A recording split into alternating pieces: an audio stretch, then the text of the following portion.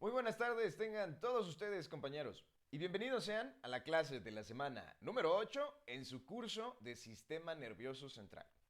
En esta ocasión vamos a tener una sesión virtual de lo que sería la primera clase de nuestro segundo parcial.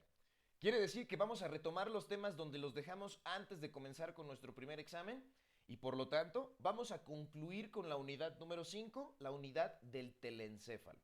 En este telencéfalo, pues ya estuvimos hablando acerca de las porciones que convenen a la corteza cerebral, las 52 regiones del mapa de Brodmann y la división que tenemos gracias a los tres tipos de funciones. Una función motora, una función sensitiva y una función de asociación que conecta los dos tipos de información. Una información aferente e información eferente. Ahora bien, como ya hablamos de esta parte de la corteza, estamos hablando de la parte externa. Por lo tanto, hablamos de la materia gris. Ahora vamos a hablar de la parte interna de nuestros hemisferios cerebrales. Vamos a hablar de la materia blanca del telencéfalo. Ahora bien, vamos a recordar que la materia blanca está formada por los axones neuronales que se encargan de la transmisión de los impulsos nerviosos. Por lo tanto, vamos a entender de aquí en adelante que cuando nosotros juntamos muchos axones, vamos a darle nombre de fibras de materia blanca.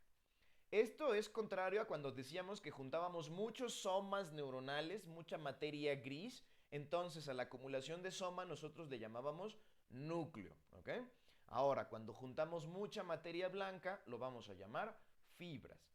Por lo tanto, ¿cuál es la función de estas fibras? ¿Cuál es la función de estos haces de materia blanca? Conectar y transmitir las diferentes estructuras de nuestro sistema nervioso. ¿Ok? Entonces, muy importante, la materia blanca también. Quiere decir que todas las estructuras que estudiamos de materia gris, todas las estructuras, van a tener su parte de materia blanca, porque decíamos bien que en una sola neurona vamos a encontrar los dos tipos. El soma de la neurona, el núcleo de la neurona, va a representar a la materia gris, la parte pensante. Y la prolongación o el axón de esta neurona va a representar a la materia blanca o la parte que conecta y transmite.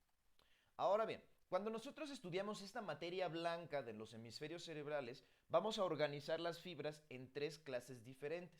No porque las fibras sean distintas, sino porque realizan diferentes funciones. Vamos a tener fibras de asociación, fibras comisurales y fibras de salida o fibras de proyección. Ahora bien, estos tipos de fibras los vamos a entender por el tipo de función que realizan. Ahora, son fáciles de entender si ponemos atención a estas diferencias. Las fibras de asociación que van a generar amistad, van a generar lazos dentro del mismo hemisferio, quiere decir que van a comunicar una sola mitad, todo el lado derecho, todas las estructuras, desde la parte anterior hasta la parte posterior, pero de la misma mitad, del mismo hemisferio, el cerebro derecho o el cerebro izquierdo. ¿Ok? Esta estructura se llama cíngulo y está por debajo del giro del cíngulo. El giro del cíngulo son estas circunvoluciones que se encuentran aquí que correspondería al número 1. Ahora, hay otro tipo de fibras que en lugar de conectar dentro del mismo hemisferio, van a conectar con los hemisferios opuestos. Quiere decir que van a conectar con la parte, por ejemplo, nuestra área de Broca del lado izquierdo, con la misma área de Broca, pero del lado derecho. Van a conectar zonas similares, pero de los hemisferios opuestos, ¿ok? Esto nos va a permitir entonces que mi cerebro derecho tenga comunicación con mi cerebro izquierdo. ¿Cuál es la estructura que realiza esta importantísima función? Es el cuerpo calloso. El cuerpo calloso es esta estructura que hemos visto de color blanquecino en todos los cortes mediales del cerebro y corresponde aquí al número 2. Ahora, hay otro tipo de fibras. Ya tenemos las fibras que conectan al mismo lado, las que conectan al lado contrario, y ahora vamos a tener fibras de proyección que conectan con los núcleos profundos. Quiere decir que van a conectar a toda esta corteza con los núcleos profundos del tronco encefálico, del cerebelo y de la médula espinal. A estas fibras que nosotros tenemos aquí reciben el nombre de cápsula interna y serían las fibras que corresponden aquí al número 3. Entonces vamos a tener salida de la información para que nosotros podamos tener la comunicación con el resto de nuestro cuerpo. Ahora bien, Cuando hablamos de las de asociación que conectan el mismo hemisferio, decíamos que es el cíngulo y está por debajo del giro del cíngulo. El giro del cíngulo es esta circunvolución que nosotros tenemos aquí, justo por encima del cuerpo calloso. ¿Ok? Toda la parte que nosotros vemos aquí de verde, esto sería el giro del cíngulo. Por lo tanto, los haces de materia blanca estarían por debajo de este giro del cíngulo, por debajo de la materia gris. ¿Ok? Entonces, todo lo que comunica la misma mitad va gracias al giro del cíngulo. Nos va a conectar a toda la mitad del mismo lado. Ahora, quiere decir entonces que nosotros vamos a ver, si nosotros raspáramos toda la materia gris que tenemos en la parte de externa, veríamos una imagen como esta que tenemos en pantalla. Todo nuestro cerebro, toda la parte de materia gris, debe de tener su materia blanca por abajo para poder realizar las conexiones. Aquí estamos viendo como si tuviéramos el corte a la mitad y raspamos la materia gris. Ahora, si raspáramos o quitáramos también el diencéfalo, quitáramos aquí el tálamo, por supuesto que también por abajo íbamos a poder observar también materia blanca. ¿Ok? Toda nuestra corteza, todo lo que es materia gris, por debajo debe de tener su materia blanca. Ahora, cuando hablamos de las fibras que conectan a los hemisferios contrarios, cuando hablamos de este cuerpo calloso, es esa estructura que nosotros decíamos que podemos ver cuando encontramos la mitad de nuestro cerebro. Si nosotros raspamos un poquito de la corteza, nos vamos a dar cuenta que justo a la mitad del cerebro vamos a tener esta estructura de materia blanca. Y creo yo que es bastante notorio que toda esta parte que se encuentra abajo son fibras, son pilares de axones. Estamos hablando de materia blanca. Y la materia gris sería estos pequeños pedazos que quedan acá arriba. ¿Ok? Ahora bien, entonces nos ayudan a comunicar cerebro izquierdo con el cerebro derecho. Van a permitir que pase la comunicación o la información por acá.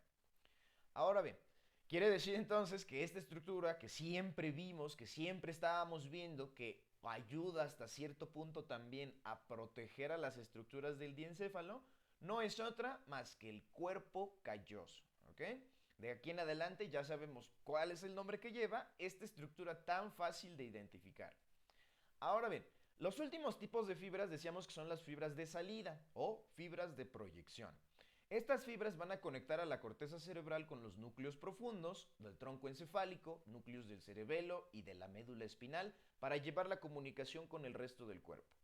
Estas fibras reciben el nombre de cápsula interna y si se dan cuenta estas fibras tienen una característica muy especial de lo cual nosotros ya comenzamos a hablar un poco.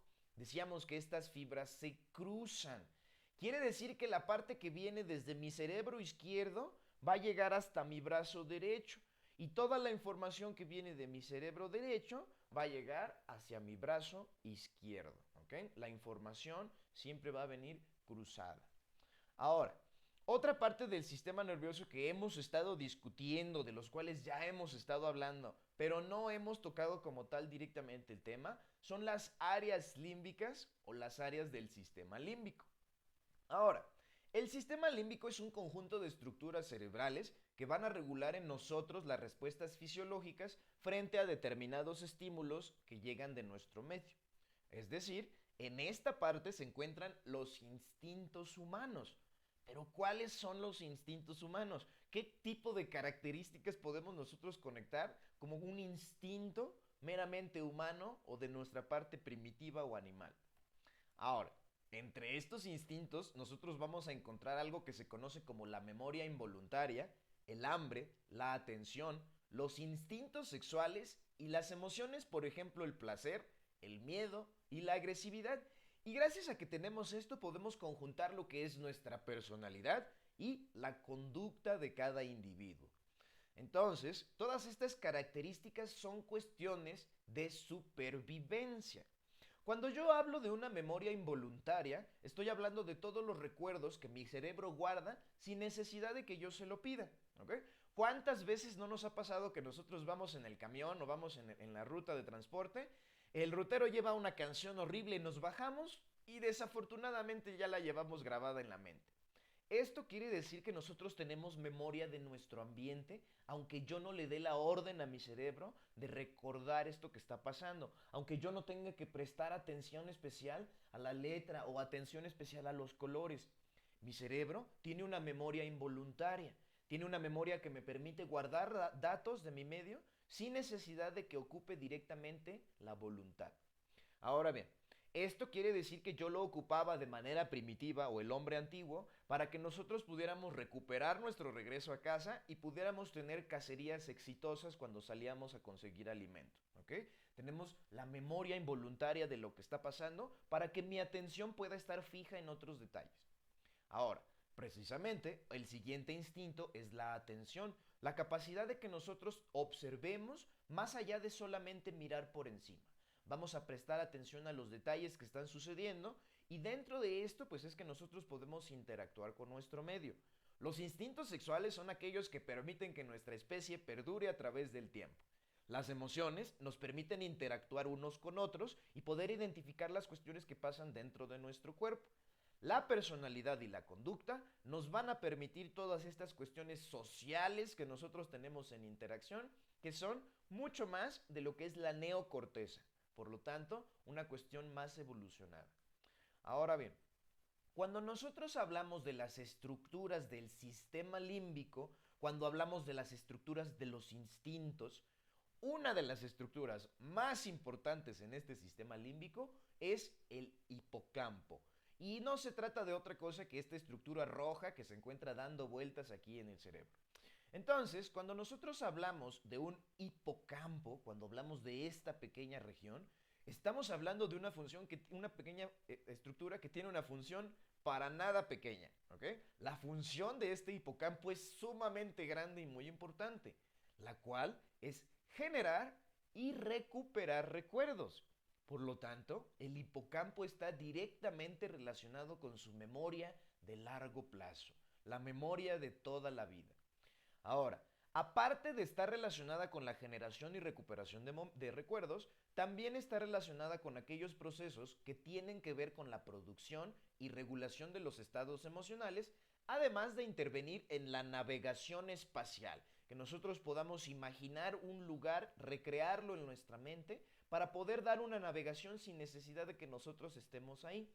Cuando nosotros vamos a hacer las compras o estamos haciendo la lista de compras del supermercado, normalmente vamos pensando en los pasillos y dice, ah, sí, de este pasillo necesito esto, de esto, otro, de esto. Entonces vas dando la vuelta por el súper sin necesidad de que estés ahí, ¿cierto? A través de tus recuerdos, a través de tu hipocampo, puedes tener la navegación espacial de todo lo que sucede sin que tú estés en ese lugar. Ahora, también de esta misma manera, algo que no está sucediendo de forma verdadera puede despertar un estado emocional real. Quiere decir que cuando nosotros nos imaginamos algo que no nos gusta, nos hace sentir mal o nos hace sentir muy bien, ¿no? Entonces, todo esto que nosotros experimentamos gracias a la memoria y a los recuerdos es gracias a la estructura que conocemos como el hipocampo. Ahora bien, el hipocampo pues se trata de un pequeño órgano con una forma curva y alargada que se ubica en la parte interior de nuestro lóbulo temporal y va desde el hipotálamo hasta la amígdala. Entonces nosotros vamos a encontrar esta estructura alargada que nosotros tenemos aquí dentro del lóbulo temporal, en la parte interna de este lóbulo. Ya habíamos discutido alguna vez que el lóbulo temporal, una de las funciones de este lóbulo es precisamente la memoria. Ahora sabemos por qué. Aparte de los núcleos que tenemos en la corteza cerebral, vamos a tener directamente contacto con el hipocampo y el hipocampo tiene una conexión hacia afuera con la corteza, pero adentro tiene conexión con el diencéfalo. Quiere decir que mi hipocampo de este lado va a conectar con corteza y de este lado va a conectar con el tálamo, el hipotálamo y todas las estructuras del diencéfalo. Es por eso que puede realizar tantas funciones. Se conecta con esta parte y puede realizar funciones de memoria. Se conecta con la parte interna y puede realizar funciones emocionales. Ahora, cuando nosotros hablamos del hipocampo, en realidad esta palabra proviene de que nosotros estamos hablando del nombre científico del caballito de mar. ¿Ok? Entonces, hipocampo significa caballito de mar. La palabra o el prefijo hipos significa caballo y la palabra campo viene de la palabra cramps, que significaba monstruo marino. Entonces, hipocampo es el nombre científico que reciben a los caballitos. Este anatomista que describió al hipocampo por primera vez dijo, ¿saben qué? Parece que tiene forma de caballito de mar. Vamos a llamarle hipocampo. Y pues sí, ¿cierto? Lo podemos ver y son exactamente iguales, ¿o no? Cuando lo vemos en esta forma, rotando de esa forma, difícilmente podemos verle la forma de caballito de mar. Tiene más bien una forma sencilla de C. Pero cuando lo extraemos, cuando extirpamos este hipocampo y podemos observarlo bien, vamos a darnos cuenta que entonces sí tiene una forma muy parecida a lo que vendría siendo un caballito de mar, ¿ok? De ahí viene su nombre. Ahora bien, vamos a hablar también de una parte muy importante de la cual nosotros ya comenzamos a discutir cuando estábamos hablando de nuestro foro número 1. Cuando ustedes hablaron del foro número 1 o discutieron en este foro, leyeron acerca de las funciones ejecutivas, ¿se acuerdan? Ahora, vamos a definir a las funciones ejecutivas como el conjunto de capacidades cognitivas que son necesarias para que nosotros podamos controlar y autorregular nuestra propia conducta. Es decir, son lo que nos permite establecer, mantener, supervisar, corregir y alcanzar un plan de acción dirigido hacia una meta determinada. Es lo que nosotros necesitamos para poder cumplir con los objetivos de nuestra vida y para poder relacionarnos en términos socialmente aceptables. Ahora, son funciones ejecutivas, funciones de comando, funciones de supervisión. Estas funciones ejecutivas se han definido como procesos que van a asociar ideas, van a asociar movimientos y acciones simples para orientarlos hacia que construyan conductas más complejas. Estamos hablando de funciones de asociación. Van a conectar con las ideas, van a conectar con el movimiento, con la parte motora, y entonces sí, vamos a poder hacer algo que era una acción muy sencilla, como el simple contrae tu brazo, a una conducta más compleja como de, oh, mira lo que yo estoy haciendo, ¿cierto? Entonces, una función simple, como las órdenes que da nuestra corteza, de muévete hacia la izquierda, hacia la derecha, puede pasar a tener un significado mayor cuando hablamos de las funciones ejecutivas, porque estamos hablando de asociar, vamos a hablar de conectar los tipos de información del sistema nervioso. Ahora bien, estas capacidades ejecutivas o funciones ejecutivas, realmente nosotros comenzamos a adquirirla desde el primer año de edad, pero en realidad hay un periodo de mayor desarrollo que comprende desde los 6 a los 8 años, ya que es entonces cuando los niños, aunque todavía tienen presente cierto descontrol y cierta impulsividad, van a adquirir la capacidad de autorregular su propio comportamiento. Van a ganar la capacidad de ponerse metas y así como de anticipar consecuencias sin una continua necesidad de la instrucción externa. Quiere decir que sin necesidad de que alguien les diga lo que estén haciendo, ellos pueden seguir una serie de pasos y saber qué es lo que va a pasar si no cumplen con esto o si lo hacen de manera correcta. La capacidad de controlarnos comienza desde el primer año. Tiene grandes avances de los 6 a los 8 y entonces, si un niño de 6 a 8 años no comienza a poder tener control de su propia conducta, vamos a tener problemas cuando lleguemos a la parte adulta. ¿Por qué? Porque se supone que es alrededor de los 18 años cuando ustedes ya deben de tener un desarrollo casi completo de estas capacidades autorregulatorias que se asemejan a la de los adultos. Ahora bien, vamos a hablar de tres funciones ejecutivas principales, ¿ok? No quiere decir que sean todas las funciones ejecutivas. Hay un amplio campo de desarrollo en estas funciones, pero estas son las tres más reconocidas y vamos a ver otras dos que son accesorias. Ahora, las principales funciones ejecutivas son la fluidez y la flexibilidad mental, que me permite retroceder, corregir o cambiar mis acciones de acuerdo a los resultados parciales que estoy obteniendo. Quiere decir que si algo no está saliendo como yo creo que va a terminar, yo puedo corregir, yo puedo regresar mis pasos hacia atrás para poder obtener un mejor resultado y que no termine en un total fracaso los esfuerzos que yo estoy haciendo. Ahora, La siguiente función ejecutiva se llama atención selectiva, concentración y memoria operativa. La memoria operativa es la memoria de trabajo de la cual discutimos también en nuestro foro número 1. Quiere decir que es una función ejecutiva que requiere la participación de la atención directa para las acciones específicas y de una memoria de nuestro trabajo para que nosotros podamos seguir todos los pasos necesarios en los planes de acción para obtener lo que queremos. Ahora, con todo esto quiere decir que nosotros vamos a necesitar monitorización y algo que llamamos el control inhibitorio, ¿ok? ¿Se acuerdan cuando hablamos de esta palabra de inhibir y estimular? Cuando decíamos que era estimular era darle la luz verde, ¿cierto? Que nosotros vamos a dar el paso y comenzamos activando. Cuando nosotros hablamos de inhibir, decíamos le ponemos la luz roja y entonces vamos a detener las funciones y vamos a desactivar lo que esté pasando. Cuando yo hablo de un control inhibitorio, es la capacidad de monitorar los pasos para que nosotros garanticemos el logro del objetivo e inhibir los impulsos que puedan poner en riesgo el éxito de nuestro plan.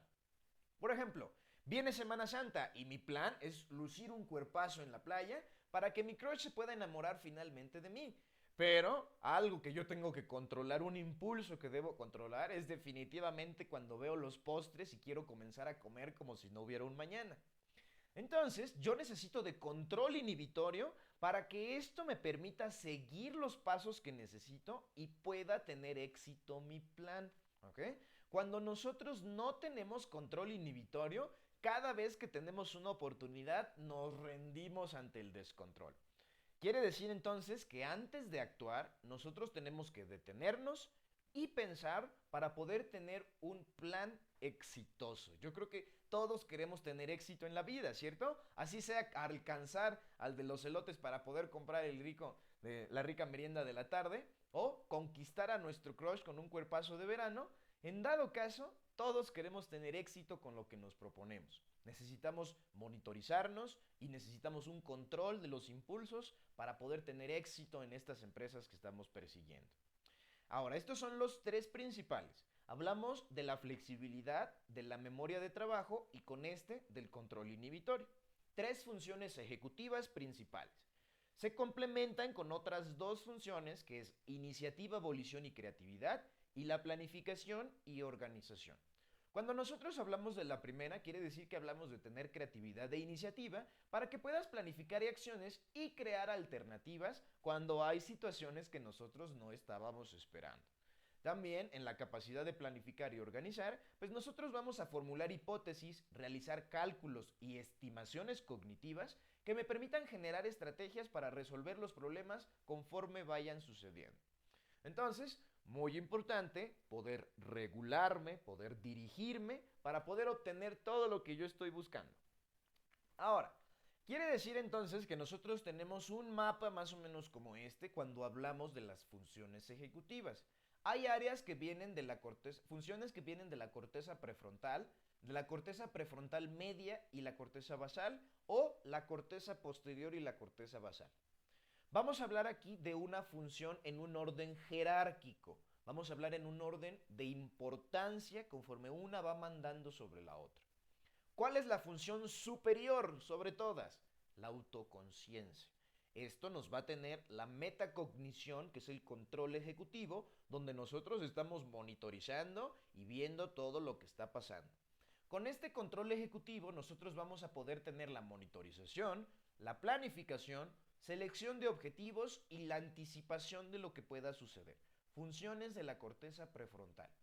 Estas funciones de autoconciencia se van a manejar gracias a que nosotros con esta selección de objetivos puedo organizar mi tiempo y puedo medir mis impulsos. Falta todavía tantas semanas para la Semana Santa. Quiere decir que si me como este pastel pero después me voy al gym a lo mejor y no alcanzo sin daños y todavía puedo obtener lo que quiero, ¿no? Vamos nosotros a seleccionar y a organizar con base al tiempo.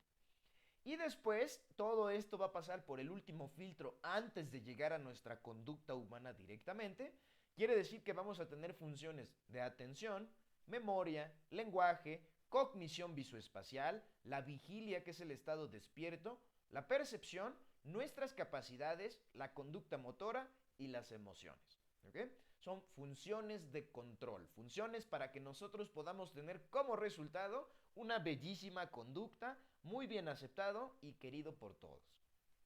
Ahora, vamos a ver rápidamente un video de resumen donde estamos hablando de todas estas funciones, las cuales nos las van a verificar o nos las van a ejemplificar de manera muy fácil, aparte de que es un video de resumen por parte de la Universidad de Harvard. Ahora bien, vamos entonces a ver rápidamente este corto video.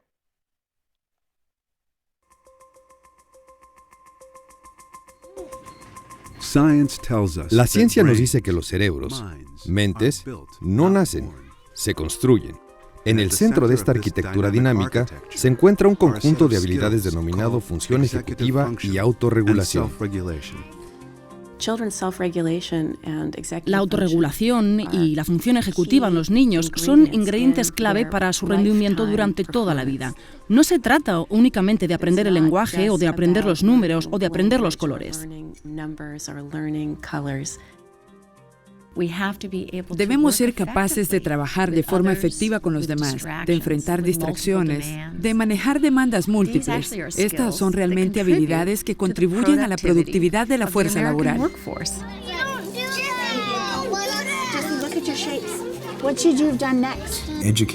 Pienso que los educadores buscan justamente eso. Y cuando describimos lo que entendemos por función ejecutiva, dicen, sí, eso es.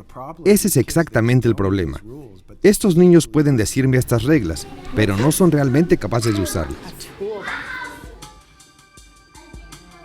¿Qué es la función ejecutiva?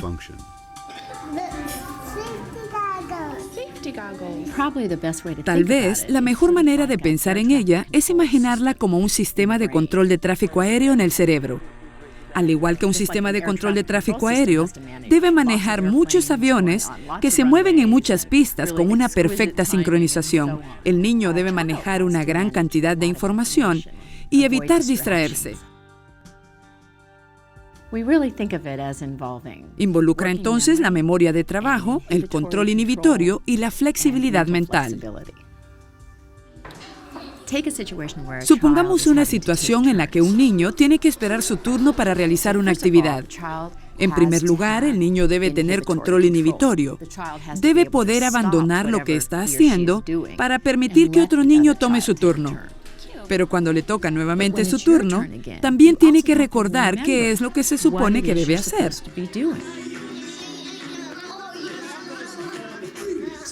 Y entonces se requiere de la memoria de trabajo.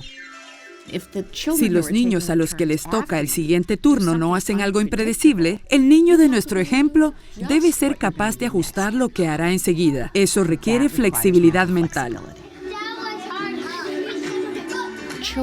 Los niños que experimentan dificultad con estas habilidades a menudo parecen simplemente no estar prestando atención o que deliberadamente no quieren controlarse.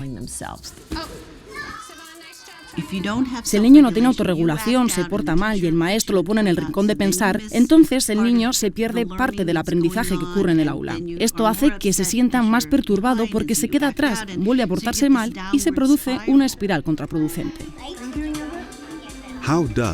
¿Cómo se desarrolla la función ejecutiva?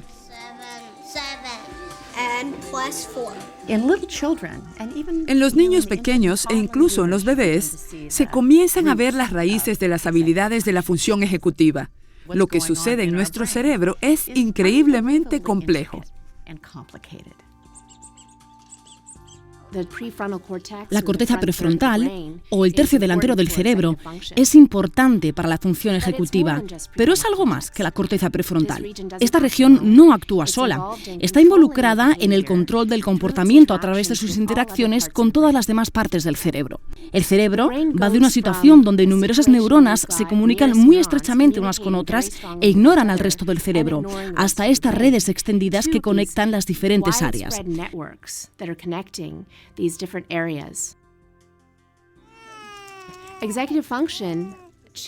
La función ejecutiva cambia a lo largo de la vida. Mejora radicalmente en los primeros años. Continúa haciéndolo durante la adolescencia. Y no es hasta la edad adulta temprana que se tienen las redes de tipo adulto, que son muy fuertemente activadas y que conectan las diferentes regiones cerebrales entre sí. Creemos, asimismo, que es posible entrenar a las funciones ejecutivas.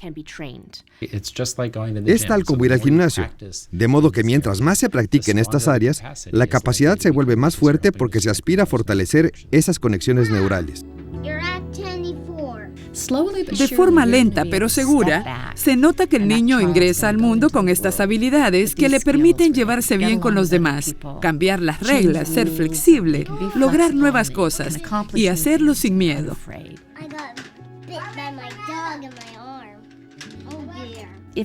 Si no adquirimos estas habilidades durante la infancia y la adolescencia, que es cuando se activan, estaremos realmente mal preparados cuando seamos adultos para mantener un trabajo, un matrimonio y para criar a nuestros hijos, para convivir con los demás, básicamente para ser parte de la sociedad.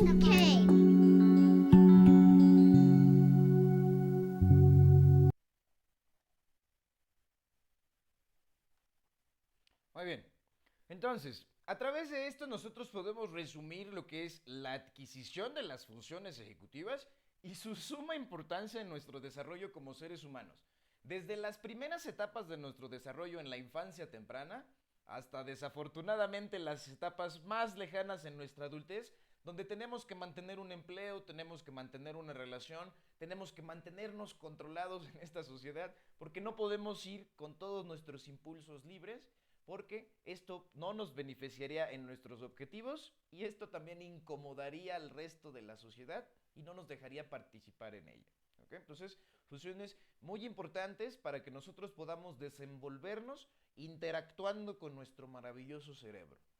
Ahora bien, vamos a realizar entonces una pequeña actividad en clase, la cual se llama test del reloj. En esta actividad ustedes van a necesitar una hoja blanca o una hoja de su cuaderno, ¿ok? Entonces vayan por una hoja blanca, vayan por su cuaderno y en esta hoja ustedes van a tener que dibujar un reloj con todos los números y cuyas manecillas marquen una hora determinada. Yo les puse aquí 4 horas diferentes y por lo tanto tienen que realizar 4 dibujos o 4 relojes. Por favor, de manera preferente, asegúrense de que quepan los 4 relojes dentro de la misma hoja para que no tengamos que realizar mayor cantidad de anotaciones, ¿ok?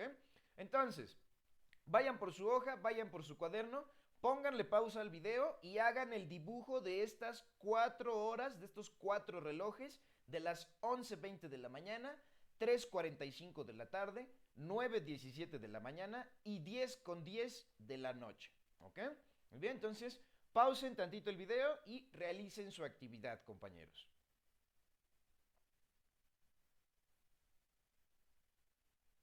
Muy bien. Ahora que ustedes realizaron sus dibujos, vamos a pasar a ver qué significan estos dibujos y por qué nosotros nos pusimos a dibujar relojes en una clase sobre las funciones ejecutivas. Ahora, este test del reloj nosotros lo vamos a calificar o lo vamos a evaluar con una tabla como esta que tenemos ahorita en pantalla. Es una tabla muy grande, pero en realidad está dividida solamente en 3 secciones, ¿ok? Una sección que se llama la esfera del reloj, otra que es la presencia y la secuencia de números y otra que es la presencia y localización de las manecillas. Esta me va a dar como máximo 4 puntos en la calificación máxima acá. Esta me va a dar 4 también en la calificación máxima de este lado, pero la primera solamente me va a dar 2. Quiere decir entonces que si yo tengo la calificación máxima de este test, debo de tener 10 puntos, ¿ok? Entre más lejos quede yo del 10, entre sea menos 9, 8, 7, 6, 5, 4, entre más pequeña sea la calificación de este test, nos está hablando de un deterioro cognitivo. Ahora, vamos a hablar de la primera parte, cuando hablamos de la esfera del reloj. Aquí vamos a calificar con un máximo de 2 puntos. ¿Cómo lo vamos a hacer? Si ustedes hicieron un dibujo normal, la esfera es circular o es ovalada, con muy pequeñas distorsiones por el temblor de la mano, entonces van a calificar su reloj con 2 puntos. ¿Ok? Si su dibujo está incompleto o tiene alguna distorsión significativa o la esfera es muy asimétrica como en alguno de estos casos, entonces vamos a calificarlo con 1 punto. Cuando el dibujo está ausente, que la esfera no está dibujada, o el dibujo está totalmente distorsionado, entonces vamos a calificar con 0 puntos. Ahora, siguiente proceso. Vamos a pasar a la presencia y secuencia de los números con un máximo de 4 puntos. Ahora, nosotros vamos a hablar de que si todos los números están presentes y en el orden correcto, solo con pequeños errores en la localización espacial en menos de 4 números, quiere decir, por ejemplo, que coloquen el 8 en donde tenía que ir el 9, eso nos va a valer todavía 4 puntos, o sea, la calificación máxima. Cuando hay pequeños errores en la colocación espacial que se dan en más de 4 números, vamos a calificar con 3.5. Vamos a ver que todos los números están presentes, pero tienen errores en la localización. Por ejemplo, colocar el número 3 en donde tendría que ir el número 6. O que los números tengan algún desorden de secuencia, que no estén en el orden correcto, nos va a dar una calificación de 3 puntos. Cuando nos faltó un número o pusimos un número de más, pero no hay grandes distorsiones en los demás números que faltan, eso va a ser 2 puntos. Si los números tienen algún desorden en más de 4 números, 2 puntos. Los 12 números están colocados, pero en el sentido contrario, en un sentido antihorario de rotación inversa, eso también nos va a dar 2 puntos. Todos los números están presentes, pero tienen gran distorsión espacial, o sea que dibujaron los números por fuera del reloj o dibujados a la mitad, igual 2 puntos. Presencia de los 12 números en una sola línea, que pongan una sola línea, 1, 2, 3, 4, 5, 6, así, eso nos va a dar una calificación de 2 puntos. Si pusieron demasiado, o sea, si pusieron de menos o de más, vamos a dar 1 punto, y cuando hay ausencia o escasa representación, entonces eso nos va a valer 6 puntos. Podemos pensar, ¿cómo podría ser posible que yo dibujando un reloj, creo que a todos ustedes se les hizo muy fácil, ¿cierto? Vieron la hora, recordaron cómo tiene que ser y lo dibujaron rápidamente. ¿Cómo podría alguien poner el 3 en donde va el 6? ¿Cómo podría alguien omitir los números o anotarlos en sentido contrario? Quiere decir entonces que si yo tuviera una calificación en cualquiera de estos, algo tiene que estar pasando mal con mi sistema cognitivo, con mi sistema nervioso. Porque a ustedes, todos deberían de tener una calificación de 4, ¿ok? Porque todos ustedes tienen funciones cognitivas sanas y saludables. Ahora, la última parte es la presencia y la localización de las manecillas. Ya calificamos el dibujo, el círculo, ya calificamos los números. Ahora vamos a calificar cómo están las manecillas. Si todas las manecillas están en la posición correcta y tienen el tamaño adecuado, quiere decir que la de la hora es más corta, eso nos va a dar 4 puntos. Las manecillas están en la hora correcta, pero todas tienen el mismo tamaño, 3.5. Hay pequeños errores en la localización de las manecillas. Quiere decir que situaron las agujas en el espacio destinado a un número antes o a un número después, todavía vale 3 puntos. La aguja de los minutos es más corta que la de la hora, pero la hora está bien, eso vale 3 puntos. Si hay gran distorsión en la localización de las manecillas, si marcan las 11 y las 10 cuando los números presentan errores grandes, eso nos va a dar 2 puntos. Cuando las manecillas no se cruzan o no se juntan en el punto central, aunque marquen la hora correcta, también es 2 puntos. Cuando las manecillas no se juntan en el punto central y tampoco marcan la hora correcta, nos va a dar 1 punto. Cuando solamente dibujaron una sola manecilla o un pequeño dibujo de las dos, un pequeño esbozo de las dos, vale 1 punto. Y 0 puntos sería que ustedes no hubieran dibujado las manecillas o que dibujaran demasiadas manecillas dándonos un efecto de rueda de carro. En lugar de poner solo 2 manecillas, pusieron todas las manecillas como si fuera una rueda de carro o una gráfica de pastel. Entonces, ¿cómo nos vamos a ver nosotros en estos ejemplos? Quiere decir que podemos verlo como está a continuación en pantalla. Estos son ejemplos de pruebas del reloj de personas con daño cognitivo. Aquí tenemos un reloj donde los números están por fuera, está mal localizado, los números hay unos más pequeños y faltan números aquí. Aquí los números unos están adentro, otros están por fuera, las manecillas no están en el centro y están del mismo tamaño. Tenemos que aquí no existen los números, hay unos cuantos números que están aquí nada más en fila. La rueda de carro que dibujó todas las manecillas para todas las horas, etcétera, etcétera. ¿Okay? Aquí dibujó números de más. Entonces, para nosotros fue muy fácil. Para nosotros fue muy sencillo realizar esta prueba del reloj, pero para una persona con daño cognitivo es definitivamente una tarea sumamente complicada.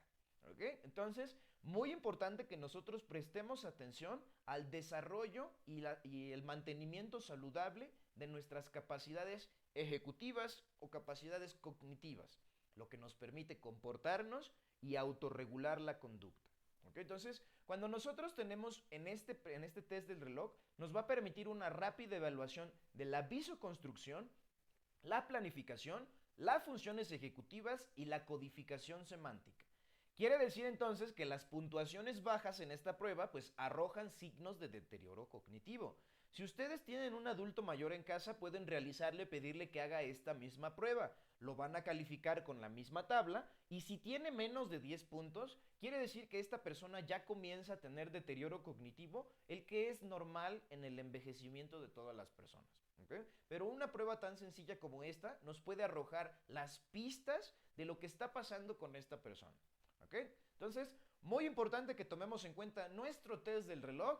Tómanle foto a la página de sus dibujos y hasta arriba pongan la suma de la calificación. Todos deberían de tener sus 10 puntos. Aguas si no es así. ¿Ok? Entonces, eso es a lo que le toman foto y eso es lo que ustedes van a subir en plataforma. Ahora bien, hasta aquí entonces nosotros terminamos con la parte de nuestro segundo parcial. Terminamos con la parte inicial y por lo tanto terminamos con la unidad número 5, el telencéfalo. Y la siguiente sesión vamos a comenzar a hablar acerca de la clase práctica del cerebelo. Ahora bien, antes de esto, casi se me olvida, preparé una parte muy importante para hablarnos de cómo son las lesiones o el ejemplo del primer caso de las lesiones de las funciones ejecutivas y gracias a esto descubrimos cómo se llevan a cabo y en qué parte del cerebro están estas funciones. ¿Ok? Entonces, vamos a ver rápidamente este video, el cual se trata del primer caso estudiado o el más estudiado acerca de una lesión que nos llevó cambios en las funciones ejecutivas. Phineas Gage era un ciudadano, como cualquiera, que nació el 13 de septiembre de 1848 en Vermont, Estados Unidos, y según decían quienes lo conocían, era un hombre de familia, sumamente responsable, respetuoso y educado, querido por toda su comunidad. Trabajaba en la construcción de una línea de ferrocarril, y era capataz de la misma. Pero un día, mientras trabajaba, sufrió un accidente.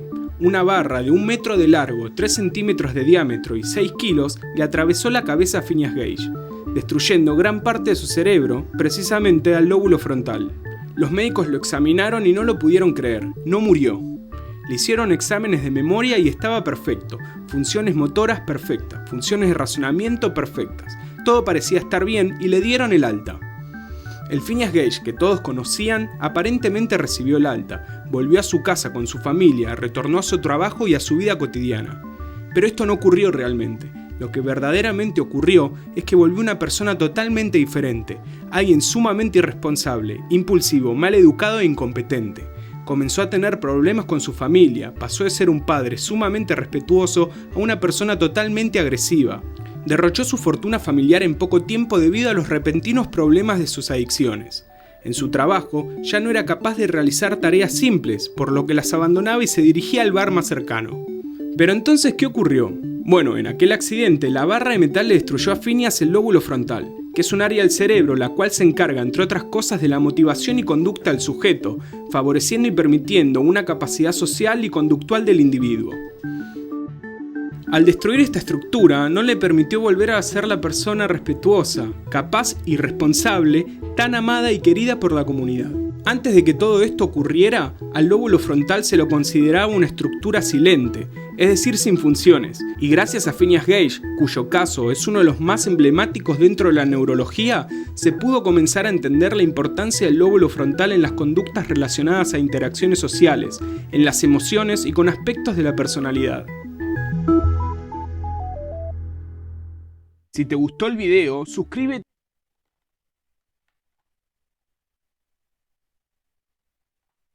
Muy bien, entonces, un video muy interesante, muy explicativo acerca de cómo una lesión directa en el área prefrontal va a tener una implicación en las funciones que nosotros consideramos como normales o pertenecientes a una función más abstracta. Quiere decir que cuando esta persona tuvo la lesión directa en el área prefrontal, le evaluaron la memoria, le evaluaron el lenguaje, su motricidad. Todo parecía bien, ¿no? Increíblemente, a pesar de tener destrucción de una parte de su cerebro, la persona podía desarrollar sus funciones de manera normal. Lo que se les olvidó revisar era toda la parte cognitivo-conductual, toda la parte de lo que ahora conocemos como las funciones ejecutivas. Cuando esta persona comenzó a interactuar, comenzó a regresar a su trabajo, regresó a su casa, se dieron cuenta de que a pesar de que se movía, a pesar de que podía sentir el calor, el frío, de que podía hablar, de que tenía sus recuerdos, no era la misma persona. No tenía esas mismas funciones de regulación, esas mismas funciones de control para poder seguir un objetivo y tener una meta determinada. Entonces, por eso es que es tan importante que nosotros estudiemos las áreas de nuestro cerebro para entender cuáles son las funciones que engloban. Y por lo tanto, cuando hay un daño en esa área específica, vamos a saber cuáles son las funciones que nosotros estaríamos perdiendo o las funciones que estarían comprometidas. Muy bien. Entonces, espero que les haya quedado claro todo hasta aquí, compañeros.